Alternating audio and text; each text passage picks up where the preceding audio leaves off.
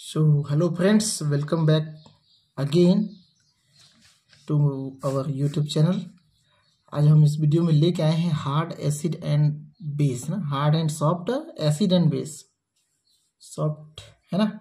तो यहाँ पे एसिड बेस का जो कॉन्सेप्ट आया है हार्ड और सॉफ्ट के लिए, वो दरअसल मेटल कॉम्प्लेक्स के लिए काफ़ी यूजफुल होता है।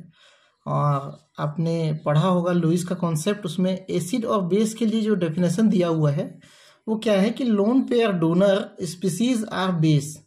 जो लोन पेयर डोनर स्पीसीज होता है वो बेस होता है, and lone pair acceptor are acid in behaviour. तो जैसे कोई कॉम्प्लेक्स ले लेते हैं, जैसे कोबाल्ट NH3 6 लिगेंड जो है जुड़ा हुआ है और 3+ कॉम्प्लेक्स ये जो है बना हुआ है। तो यहाँ पे जो ये अमोनिया है एक न्यूट्रल लिगेंड होता है, ठीक है, न्यूट्रल लिगेंड होता है। अब अमोनिया के पास क्या होता है, अमोनिया के पास लोन पेयर इलेक्ट्रॉन होता है जो कि कोबाल्ट के डी ऑर्बिटल में, कोबाल्ट 3+ के डी ऑर्बिटल में डोनेट करता है। तो यहाँ पे इस तरह के बॉन्ड को हम क्या कहते हैं, कोऑर्डिनेट बॉन्ड, ठीक है, जिसमें लोन पेयर की साझेदारी होती है, लोन पेयर का डोनेशन होता है कह सकते हो, ठीक है। यहाँ पे इस कॉन्सेप्ट के अनुसार अमोनिया क्या हो गया, एक बेस हो गया, ठीक है, और जो लोन पेयर एक्सेप्ट कर रहा है कोबाल्ट, वो क्या हो गया, एक एसिड हो गया, ठीक है। तो यहाँ पे एसिड बेस कॉन्सेप्ट क्लियर हो जाता है कि कोऑर्डिनेट कॉम्प्लेक्स में जो लिगेंड होते हैं वो बेस होते हैं और जो मेटल आयन होता है वो एसिड होता है, अकॉर्डिंग टू लुईस कॉन्सेप्ट, ठीक है। तो यहाँ इसी को मैंने लिखा है, इसके अनुसार सभी मेटल आयन जो लिगेंड के साथ बॉन्ड बनाते हैं वो अम्ल है। मेटल आयन क्या है, अम्ल है, और जो लिगेंड होते हैं वो लोन पेयर डोनेशन का कार्य करते हैं, वो क्या होते हैं, बेस होते हैं, ठीक है। यहाँ पे ये क्लियर होता है। आगे ट्विस्ट कहाँ आता है कि हर मेटल आयन जो होता है, जो भी मेटल आयन होगा, वो हर किसी प्रकार के लिगेंड से बॉन्ड नहीं बनाते, मतलब प्राथमिकता नहीं देते, बॉन्ड नहीं बनाते कहना गलत होगा, प्राथमिकता नहीं देते, है ना, प्रायोरिटी नहीं देते। मतलब मेटल आयन की जो टेंडेंसी होती है, मतलब अपना जो बिहेवियर होता है, वो भी उसी तरह के लिगेंड को ढूंढता है, ठीक है, उसी के साथ क्या करता है, स्टेबल बॉन्ड बनाता है। अगर मेटल आयन सॉफ्ट है और लिगेंड हार्ड है तो फिर वो कॉम्प्लेक्स क्या होगा, अनस्टेबल टाइप का होगा। तो वो हम आगे हार्ड और सॉफ्ट तो समझेंगे ही, ठीक है। तो यहाँ से क्या आता है, hard and soft acid base का कॉन्सेप्ट जो है आता है, ठीक है। इसको समझने के लिए क्या करना पड़ेगा, हमको एक एटम को लेना पड़ेगा कि एटम पोलराइज्ड कैसे होता है। देखो एक एटम क्या होता है, एटम के बीच में क्या होगा, एक न्यूक्लियस होगा जो पॉजिटिव चार्ज वाला होगा, ठीक है, और उसके चारों ओर इलेक्ट्रॉनिक क्लाउड होगा, ठीक है। जैसे इसको मैंने यहाँ पे इस तरह से रेड पेन से दिखाया, ये गोल नहीं बन पाया, तो ये सिमेट्रिकल होता है। सिमेट्रिकल कहने का मतलब इलेक्ट्रॉन यहाँ पे इस क्लाउड में, इस सेल में, है ना, ये डिस्ट्रीब्यूट रहते हैं इक्वली, मतलब सभी दिशाओं में, चाहे वो कोई सा भी दिशा क्यों ना हो, है ना, वो क्या होंगे, बराबर डिस्ट्रीब्यूटेड होंगे। लेकिन जब हम क्या करते हैं, इसको एक किसी इलेक्ट्रिक फील्ड में डाल देते हैं, ठीक है। इलेक्ट्रिक फील्ड कौन हो सकता है, जब मेटल कॉम्प्लेक्स की बात करें तो इलेक्ट्रिक फील्ड यहाँ पे अमोनिया है, अमोनिया यहाँ पे नेगेटिव फील्ड जनरेट कर रहा है। तो नेगेटिव फील्ड जनरेट कर रहा है तो इसमें कोबाल्ट का किस तरह से पोलराइजेशन होगा, या कोबाल्ट अगर पॉजिटिव फील्ड जनरेट कर रहा है तो फिर अमोनिया का किस तरह से पोलराइजेशन होगा, ठीक है। तो वो पोलराइजेशन इफेक्ट के कारण क्या होता है, इसका स्टेबिलिटी डिपेंड करता है। तो यहाँ पे मैंने जनरल सा एक इलेक्ट्रॉन क्लाउड को दिखाया है, ठीक है, और ये इसका न्यूक्लियस था। लेकिन जैसे इसमें हम पॉजिटिव और नेगेटिव इलेक्ट्रोड लगा देते हैं या फील्ड जनरेट कर देते हैं यहाँ पे, तो क्या होता है, पॉजिटिव चार्ज की तरफ जो इसका नेगेटिव क्लाउड है वो झुकने लगता है। इसका डायरेक्शन कुछ इस तरह से होता है कि वो नेगेटिव जो है पॉजिटिव चार्ज की तरफ झुकने लगता है, और पॉजिटिव चार्ज क्या हो जाएगा, नेगेटिव चार्ज की ओर अट्रैक्ट, खिंचाव महसूस करेगा, ठीक है जी। तो यहाँ पे पोलराइजेशन जो है उत्पन्न हो जाता है। अब जितना ज्यादा पोलराइज्ड होगा उतना ही ज्यादा वो क्या कहलाएगा, सॉफ्ट कहलाएगा। अगर एसिड है तो एसिड, बेस है तो बेस, ठीक है। दोनों ही कंडीशन में पोलराइजेशन होता है, ठीक है। पॉजिटिव आयन का भी पोलराइजेशन हो सकता है, नेगेटिव आयन का भी पोलराइजेशन हो सकता है, ठीक है। किसी परमाणु का भी पोलराइजेशन हो सकता है, जरूरी नहीं कि वो आयन ही हो, ठीक है। तो इसी इफेक्ट को कहते हैं क्या, पोलराइजेशन इफेक्ट, ठीक है। अब एटम के इलेक्ट्रॉन का डिस्ट्रीब्यूशन सिमेट्रिकली होता है, मैंने बताया आपको, बट लिगेंड मेटल आयन की तरफ आते हैं तब उसमें क्या हो जाता है, पोलराइजेशन उत्पन्न हो जाता है, जो हमने यहाँ पे देखा। ठीक है, अब मेटल आयन जितना ज़्यादा पोलराइज्ड होगा वो उसी प्रकार के बिहेवियर वाले या पोलराइज्ड होने वाले बेस के साथ स्ट्रॉन्ग बॉन्ड बनाएगा। ठीक है, स्ट्रॉन्ग बॉन्ड बनाने की प्रकृति रखेगा। ठीक है, या टेंडेंसी रखेगा। तो ये तो हो गया आपका क्या बोलते हैं इंट्रोडक्शन की, वो एक्चुअली में पोलराइजेशन कैसे होता है, उसको सॉफ्ट या हार्ड हम कैसे कैरेक्टराइज, उसको कैसे डिवाइड कर सकते हैं। ठीक है, जैसे सॉफ्ट एसिड की बात करें तो सॉफ्ट एसिड क्या होगा, लार्ज साइज होगा, बड़ा साइज होगा।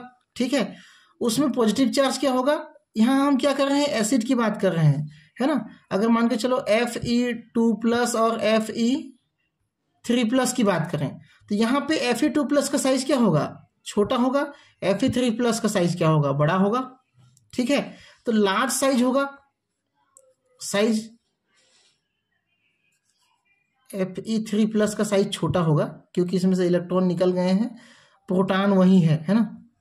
ये मैं उल्टा बता दे रहा था। ठीक है, यहाँ पे कोई प्रोटॉन इलेक्ट्रॉन की संख्या नहीं बढ़ रही है, घट रही है। ठीक है, तो यहाँ पे क्या होगा, Fe2+ लार्ज होगा, Fe3+ क्या होगा, थोड़ा स्मॉल होगा इसकी तुलना में। तो लार्ज साइज वाला जो होगा वो क्या होगा, अधिक पोलराइज्ड भी होगा, हाई पोलराइजेशन वाला होगा। ठीक है, इसमें पॉजिटिव चार्ज क्या होगा, कम होगा, तो पॉजिटिव चार्ज कम है। ठीक है, इसी तरह से इसकी इलेक्ट्रोनेगेटिविटी भी कम होगी। अगर इलेक्ट्रोनेगेटिविटी की बात करें तो इसकी इलेक्ट्रोनेगेटिविटी कम होगी। ठीक है, और इसका इलेक्ट्रॉनिक कॉन्फ़िगरेशन जो होता है वो इनर्ट गैस कॉन्फ़िगरेशन के समान नहीं होता। ठीक है, इनर्ट गैस कॉन्फ़िगरेशन के समान नहीं होता। ठीक है, तो ये कुछ गुण हैं जो कि सॉफ्ट एसिड के गुण हैं। ठीक है, अब हार्ड एसिड की बात करें, हार्ड एसिड क्या होगा, इसका साइज स्मॉल होगा, छोटा साइज होगा। ठीक है, अच्छा हम यहाँ Fe3+ के बारे में हमको बोलना चाहिए था इसमें। ठीक है, कोई बात नहीं। वह हार्ड एसिड की बात करें तो उसका साइज क्या होगा, स्मॉल होगा, लो पोलराइजेशन, मतलब इसको हम इलेक्ट्रिक फील्ड में अगर रखते हैं तो उसमें पोलराइजेशन उतना ज़्यादा नहीं होगा जितना कि सॉफ्ट वाले का होता है। इसमें हाई पॉजिटिव चार्ज होगा, इसकी ऑक्सीडेशन स्टेट क्या होगी, हाई होगी। यहाँ भी हम आप ऑक्सीडेशन स्टेट लिख सकते हो कि ऑक्सीडेशन स्टेट क्या होगा, कम होगा। ठीक है, कोई दिक्कत नहीं है।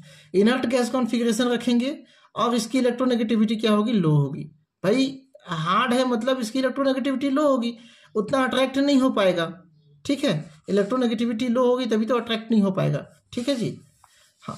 अब आगे देखते हैं, इसी प्रकार अगर हम बेस की बात करें, बेस की बात करते हैं तो वो भी कुछ क्या होगा, इसके अपोजिट साइन टाइप का होगा। अगर हार्ड और सॉफ्ट की बात करें, जैसे सॉफ्ट बेस की बात करते हैं तो इसका साइज क्या होगा, लार्ज होगा।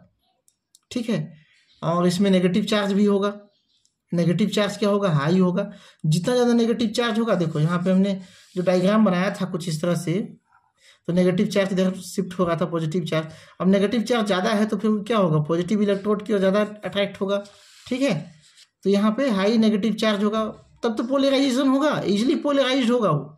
ठीक है, और यहाँ पे क्या होगा, कम इलेक्ट्रोनेगेटिव एलिमेंट होगा वो। ठीक है, जैसे सॉफ्ट एसिड था वैसे ही सॉफ्ट बेस है, साइज दोनों का छोटा होना है। दोनों में उसमें पॉजिटिव चार्ज ज़्यादा था तो इसमें नेगेटिव चार्ज ज़्यादा होगा, इजिली पोलराइज दोनों होगा। ठीक है, इलेक्ट्रोनेगेटिविटी दोनों की कम होगी। इसी तरह से हार्ड एसिड या हार्ड बेस की बात करें तो वहाँ पे केवल साइन चेंज होता है, नेगेटिव चार्ज का बस चेंज होगा। वहाँ पॉजिटिव चार्ज था, यहाँ क्या है, नेगेटिव चार्ज। ठीक है, तो हार्ड या हार्ड बेस या स्ट्रॉन्ग बेस भी कह सकते हो इसको, हार्ड बेस कहना ज़्यादा अच्छा है। ये क्या होंगे, मोर एक्टिव नॉन मेटल होंगे। नॉन एक्टिव नॉन मेटल, देखो यहाँ पे एसिड क्या थे, सारे के सारे मेटल थे। ठीक है, मेटल क्या थे, एसिड थे। सक्रिय धातु, कम सक्रिय अधिक सक्रिय ये थे, है ना। सॉफ्ट में क्या होते हैं, कम सक्रिय होते हैं, हार्ड में अधिक सक्रिय होते हैं। ये लाइन मैंने ध्यान नहीं दिया। ठीक है, यहाँ पे सॉफ्ट बेस में क्या होगा, कम सक्रिय अधातु होगा, अधातु होगा कम सक्रिय। अधातु क्या होगा, नाइट्रोजन होगा, ऑक्सीजन होगा, फ्लोरीन होगा, इत्यादि होगा, कार्बन भी होगा। ये सब धातु तो नहीं है ना। ठीक है, तो ये सब होंगे। उसी तरह से हार्ड में आ जाते हैं, हार्ड में साइज क्या होगा, स्मॉल होगा, इसका जस्ट अपोजिट करते जाओ। इसमें लो नेगेटिव चार्ज होगा। ठीक है, नॉट इजिली पोलराइज्ड, पोलराइजेशन इसमें जल्दी से नहीं होगा, और नेगेटिव इलेक्ट्रोनेगेटिविटी भी क्या होगी, अधिक होगी। ठीक है। इलेक्ट्रोनेगेटिविटी अधिक होगी, मतलब अपने इलेक्ट्रॉन को तो बांध के रखेगा, पोलराइज होने नहीं देगा, ठीक है। बाकी दूसरे के इलेक्ट्रॉन का तो खैर अलग बात है। अगर हम एक सीक्वेंस देखें फ्लोरीन, क्लोरीन, ब्रोमीन और आयोडीन के नेगेटिव चार्ज में, तो यहाँ पे क्या होता है, ये जो आयोडीन है ये साइज में बड़ा होता है, तो ये क्या किस में आ जाएगा, सॉफ्ट में आ जाएगा।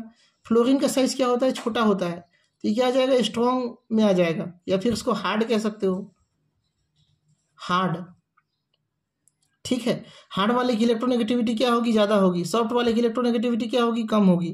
तो ये यहाँ से स्पष्ट हो जाता है, ठीक है, यहाँ से क्या हो जाता है, स्पष्ट हो जाता है, ठीक है। इसी तरह से आप मेटल आयन को भी डिवाइड कर सकते हो, बांट सकते हो, ठीक है। गूगल करना, आपको हार्ड एसिड का पूरा लिस्ट मिल जाएगा और सॉफ्ट एसिड का लिस्ट मिल जाएगा, उसी तरह से हार्ड बेस और सॉफ्ट बेस का भी लिस्ट मिल जाएगा। और कुछ ऐसे होते हैं जो एम्फोटेरिक होते हैं, जो दोनों की तरह बिहेव करते हैं, मतलब हार्ड और सॉफ्ट के बीच में नहीं आते, ठीक है, मतलब बीच वाले है ना, तो उसका भी लिस्ट आपको मिल जाएगा। कई बार उसको भी जो है ऑप्शन देके पूछ सकता है कि कौन इसमें हार्ड है, कौन सॉफ्ट है, ठीक है। या फिर गुण को ही ऑप्शन बना दे, प्रॉपर्टी को ही ऑप्शन बना दे, तो क्या बोलते हैं, आपका वस्तुनिष्ठ टाइप के क्वेश्चन भी यहाँ से बन सकते हैं, ठीक है। तो आई होप आपको क्लियर हो गया होगा कि हार्ड सॉफ्ट एसिड है क्या। मेन यहाँ पे खेल किस चीज़ का है, पोलराइजेशन इफेक्ट का है। जो जितना ज़्यादा पोलराइज्ड होगा वो उतना ज़्यादा क्या होगा, हाँ, सॉफ्ट होगा, ठीक है। चाहे वो एसिड हो, चाहे वो बेस हो, चाहे वो केटायन हो, चाहे वो एनायन हो, ठीक है। तो यहीं तक इस वीडियो को एंड करते हैं, और चैनल में बने रहने के लिए बहुत बहुत धन्यवाद। और चैनल में जो लोग नए हो प्लीज़ सब्सक्राइब कर लो चैनल को, है ना, क्योंकि यहाँ सिलेबस के अकॉर्डिंग आपको वीडियो जो है मिलता रहेगा, ठीक है। और जो टॉपिक का वीडियो अगर किसी को एकदम एग्जैक्ट ज़्यादा ज़रूरी है तो आप कमेंट भी कर सकते हो, कोई रोक टोक नहीं है। और वीडियो पसंद आ गया होगा तो लाइक ठोक देना, ठीक है। Thank you.